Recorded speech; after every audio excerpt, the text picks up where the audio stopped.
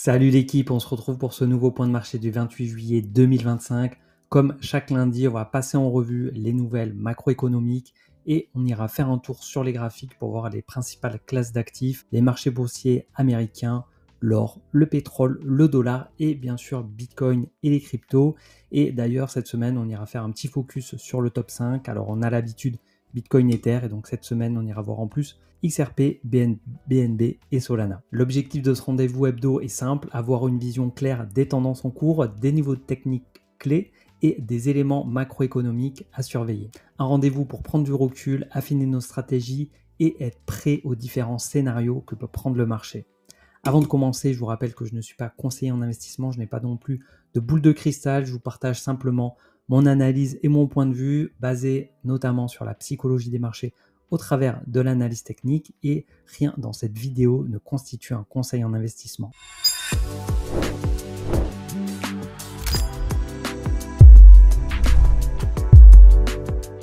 On commence par la macroéconomie avec ce qui s'est passé la semaine dernière. La principale nouvelle qui d'ailleurs est tombée hier dimanche, c'est l'accord sur les droits de douane entre les États-Unis et l'Europe. Des droits de douane donc, qui ont été validés, qui seraient plutôt en défaveur de l'Union européenne. Cryptost, du coup, titre droit de douane face à Trump, l'Europe a choisi la soumission plutôt que l'affrontement. Ce dernier est jugé déséquilibré, favorisant nettement les États-Unis. Il y avait cette date butoir fixée par Trump du 1er août 2025, donc vendredi de cette semaine, pour une mise en place de droits de douane de 30%. Alors il faut savoir qu'il y avait déjà des droits de douane d'un peu plus de 4%, plus 10% rajoutés par Trump depuis son élection, donc on était proche des 15% déjà.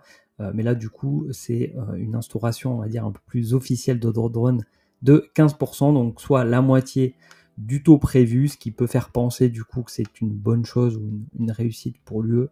Bien évidemment, tout ça est assez stratégique, ça fait partie de la négo de Trump. Donc il y aura un tarif zéro sur certains produits stratégiques comme les pièces liées à l'aviation, les semi-conducteurs et certaines matières premières. Notamment, il y a des choses encore qui ne sont pas encore totalement réglées comme les spiritueux et le secteur pharmaceutique. Il y aura encore un petit flou. Et l'acier et l'aluminium, eux, restent soumis à des droits de douane de 50%. L'autre élément très important dans cet accord, c'est un engagement économique de l'UE à acheter 750 milliards de dollars d'énergie américaine sur 3 ans, ainsi qu'à investir 600 milliards de dollars supplémentaires dans l'économie américaine, notamment avec des acquisitions de matériel américain. C'est une des raisons pour lesquelles on peut penser que ce sont clairement les États-Unis qui sont vainqueurs de ces négos, puisque derrière, il n'y a pas d'engagement des Américains envers l'UE, comme on peut voir là les engagements de l'UE envers les États-Unis. Donc Trump, bien sûr, fanfaronne, j'ai envie de dire, comme à son habitude, il se félicite. Il dit, je pense que c'est le plus grand accord jamais trouvé, donc bien évidemment en faveur des USA, et von der Leyen, du coup, qui semble avoir plié pour des raisons de stabilité. Donc elle déclare, cela va amener de la stabilité, cela va amener de la prédictibilité, c'est très important pour les affaires des deux côtés de l'Atlantique. Stabilité achetée, souveraineté compromise, effectivement, c'est la question qu'on peut se poser. En effet, le taux de 15% reste élevé pour les consommateurs et exportateurs européens. Par ailleurs, Donald Trump reste libre de modifier unilatéralement, bien sûr, les termes s'il considère que l'Union européenne ne respecte pas ses engagements. Certains commentateurs estiment donc que la souveraineté de l'UE est sérieusement fragilisée. Bon, là, en vérité, moi, mon avis, c'est que ça ne change pas grand-chose sur la souveraineté de l'Union européenne. En tout cas, la réaction des bourses européennes est plutôt positive, puisque le CAC 40 comme le DAX ouvre à la hausse ce matin. Les bourses sont donc rassurées. Maintenant, reste à voir l'impact que cela va avoir sur les exportations européennes dans les mois à venir. Les économistes estiment que les importations américaines sont désormais taxées mondialement entre 15 et 20% contre 2,3% l'année dernière. C'est donc un changement majeur, en tout cas pour les États-Unis, qui devraient du coup collecter énormément de taxes sur les produits qu'ils vont importer. Et sans oublier le fait que cela peut avoir un effet sur l'inflation américaine, puisque ces taxes vont venir en plus du coût de ces matières, de ces biens. Donc ça va entraîner mécaniquement une inflation sur les produits consommés aux États-Unis. Pour cette semaine, on a un calendrier qui est quand même relativement chargé. Sur la journée de mercredi 30 juillet, on aura les prévisions, la première projection du PIB au deuxième trimestre aux États-Unis. Premier trimestre 2025, c'était assez cata, on était à moins 0,5%. La prévision est de 2,4 pour le deuxième trimestre, donc on retrouverait les niveaux du dernier trimestre de 2024. On aura également l'évolution des taux d'intérêt directeurs qu'on suit chaque semaine et chaque mois avec attention, puisque plus les taux sont élevés, moins l'argent est accessible, moins il y a de crédit. Et donc ça contracte un peu les marchés et les investisseurs sont plutôt incités à faire travailler leur argent, à positionner leur argent sur des bons du trésor américain qui vont avoir des rendements qui vont être plutôt corrects, plutôt sur des obligations, alors que quand les taux baissent et donc les rendements du coup des obligations ou des bons du trésor du coup sont moins intéressants, ça pousse les investisseurs à aller prendre du risque, à aller sur le marché des actions. Alors je fais des petits raccourcis assez simples et rapides pour que vous compreniez un peu la mécanique de ces taux d'intérêt directeurs et pourquoi on les suit avec attention. Plus ils baissent, plus l'accès au crédit est facile également et donc plus ça crée de masse monétaire en circulation, plus il y a d'argent qui circule et plus c'est profitable aux actifs à risque. Et cette semaine, on devrait certainement ne pas avoir de changement, on devrait rester entre 4,25 et 4,50 comme indiqué ici sur ce graphique des probabilités. 96,9% de probabilité de rester sur les mêmes niveaux, une première baisse potentielle qui pourrait arriver au mois de septembre et une deuxième au mois de décembre. Donc ça n'a pas trop changé depuis la semaine dernière. On aurait donc deux baisses de taux sur 2025.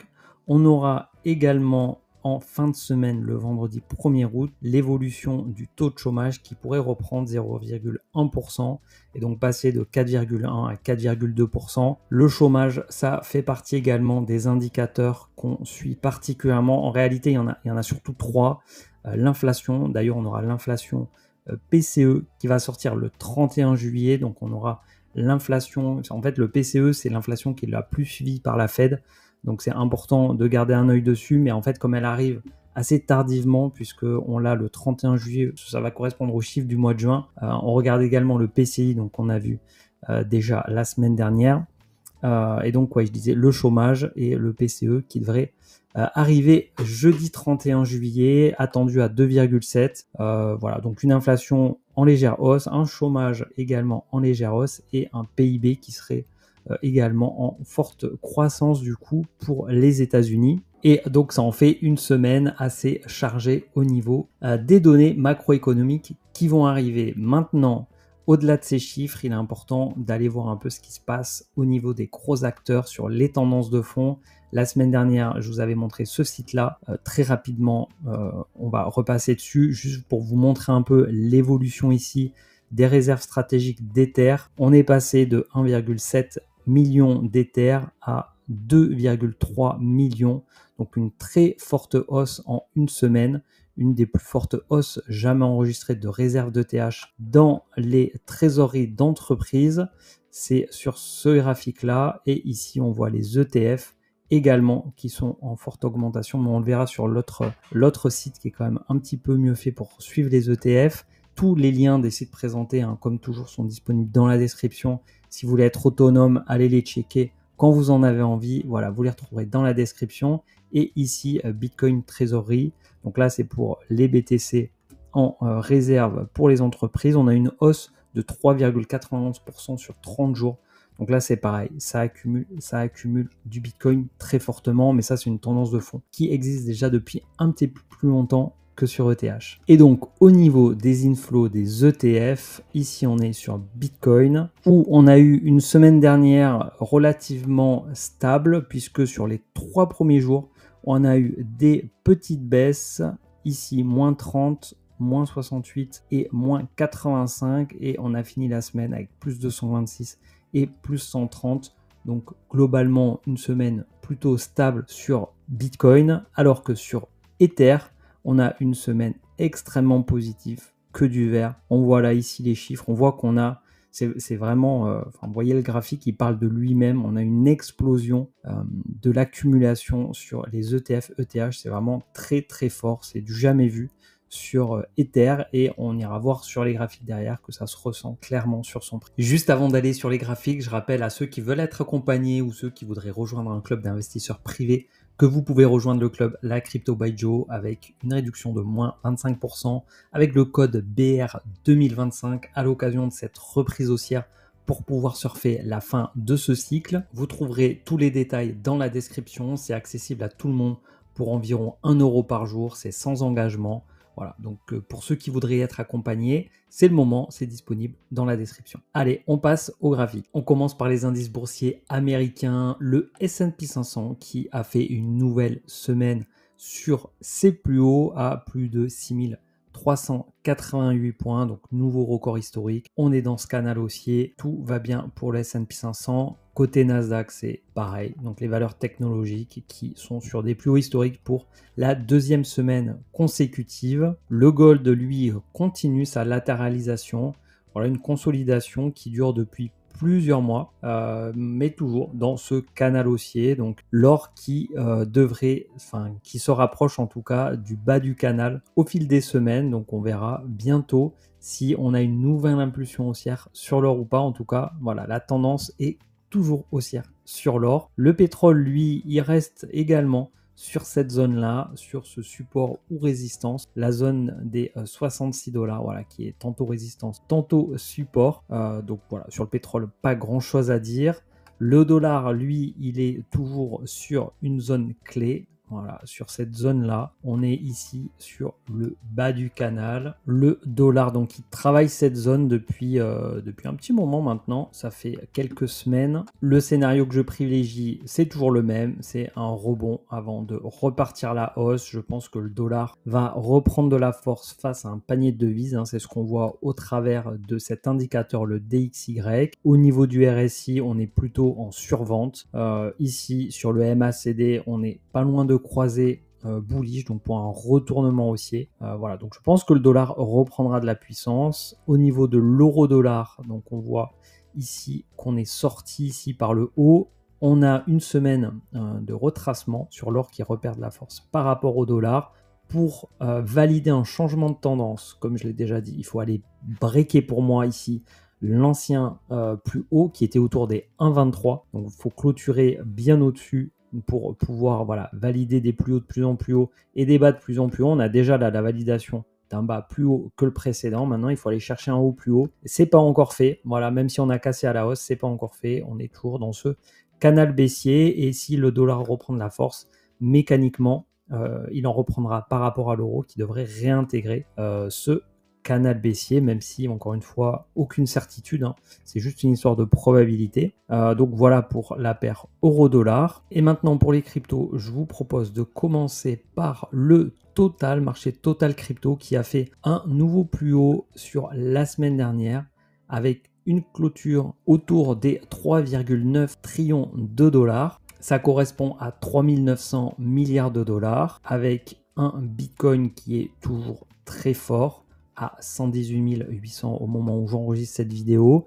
On est sur la troisième semaine de consolidation. Après avoir breaké à la hausse le haut du range, on stabilise. Le scénario que je privilégie, comme vous pouvez le voir, c'est plutôt une nouvelle jambe haussière. Voilà. Après, la jambe baissière peut également arriver. C'est pas parce que je l'ai dessiné là que ça arrivera forcément, bien évidemment.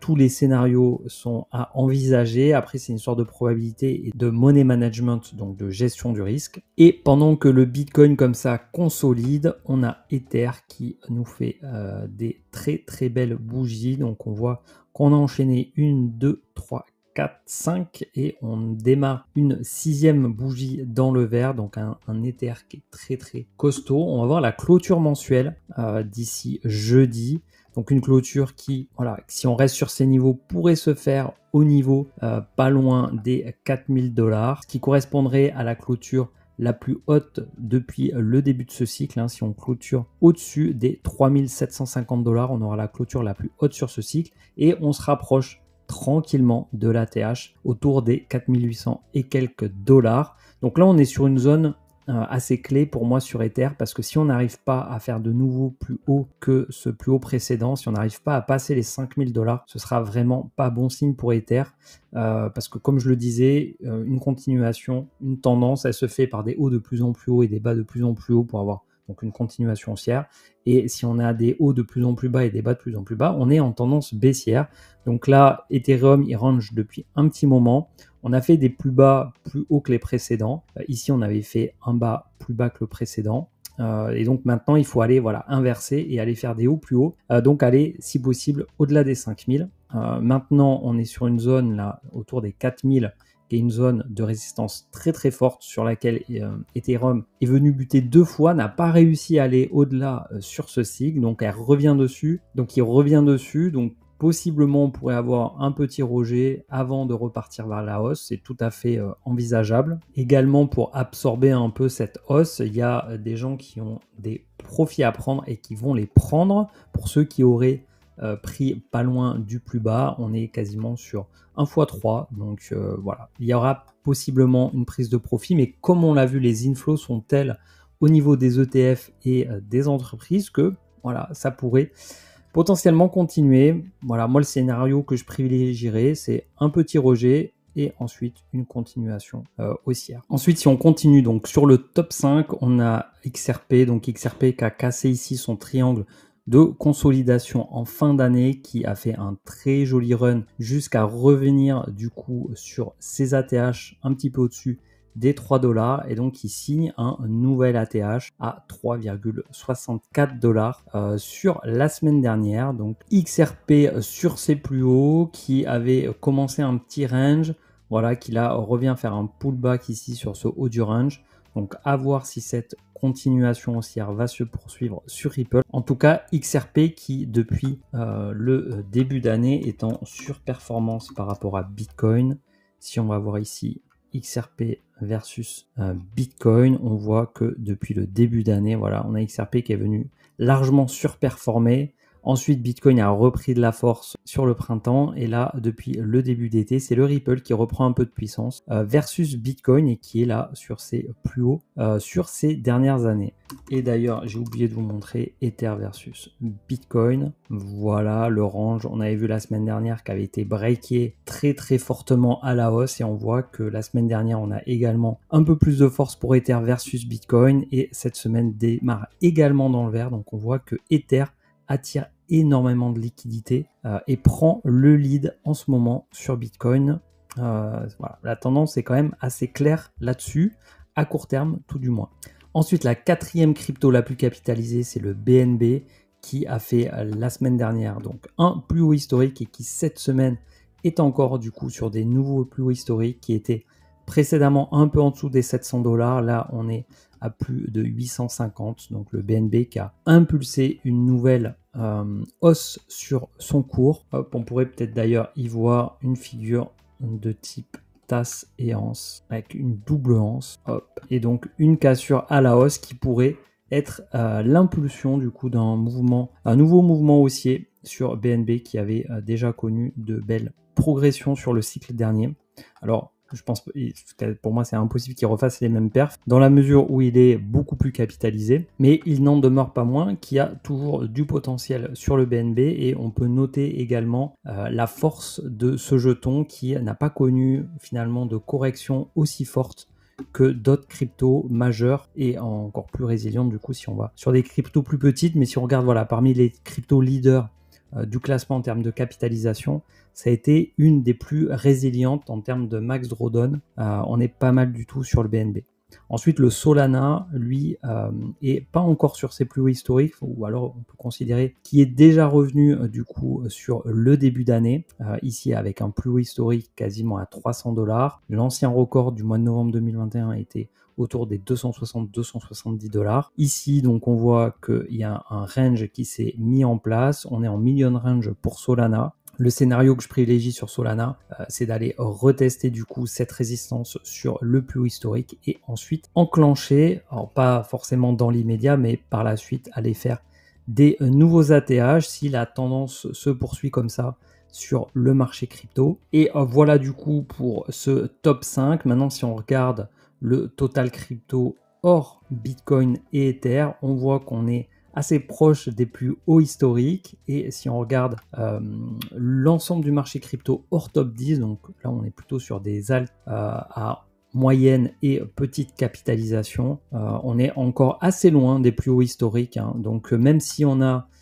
une dominance qui baisse, Bitcoin baisse par rapport aux cryptos majeurs, dont Ether, mais aussi XRP et BNB, comme on a pu le voir, et pas forcément versus les alts moins capitalisés, hein. C'est vraiment par rapport aux cryptos les plus capitalisés que Bitcoin perd en dominance. Donc on a eu il y a 2 semaines une cassure franche de ce canal haussier. On voit que la semaine dernière, on a eu un rebond de la dominance qui est venu titiller du coup cette résistance des 62 $, qui avait fait ici bien office de résistance, qui a fait ensuite ici office de support, et maintenant potentiellement ça pourrait faire office de résistance pour les semaines et mois qui viennent, et donc possiblement, en tout cas en termes de probabilité, c'est comme ça que je le vois, faire ici donc office de résistance pour repartir ensuite vers le bas au profit donc des alts comme Ether, BNB, mais XRP, mais aussi ceux qui n'ont pas encore explosé et qui sont également moins capitalisés, mais donc tout aussi plus risqué. On arrive donc déjà à la fin de cette vidéo. Le prochain point de marché sera dans 2 semaines. Pour la semaine prochaine, je vous ai préparé une interview inédite avec Magali, qui est la rédactrice en chef du journal du coin. Donc elle sortira lundi prochain. J'espère qu'elle vous plaira. Comme j'espère également que cette vidéo vous a plu. Si c'est le cas, pensez à mettre un petit like, pensez à vous abonner pour ceux qui ne le sont pas encore, activer les notifications pour ne pas louper la sortie des prochaines vidéos. Dites-moi en commentaire également ce que vous pensez du marché actuellement. Je vous dis à très vite et d'ici là, portez-vous bien. Ciao.